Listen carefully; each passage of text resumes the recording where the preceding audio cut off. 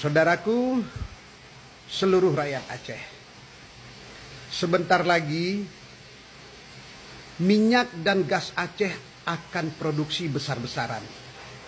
Pipanya sudah dibangun dari Aceh, Sumatera sampai ke Pulau Jawa.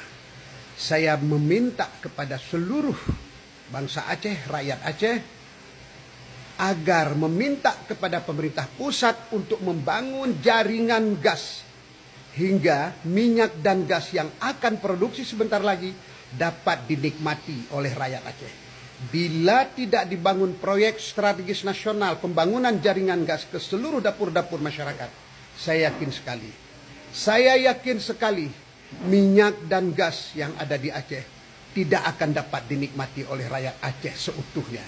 Oleh sebab itu, mari kita buat status meminta kepada Presiden Prabowo Subianto dalam masa jabatan beliau sebagai presiden dipastikan untuk membangun jaringan gas ke seluruh dapur-dapur rakyat Aceh. Kalau tidak, minyak dan gas akan produksi, kita akan berurusan dengan gas 3 kilo lagi.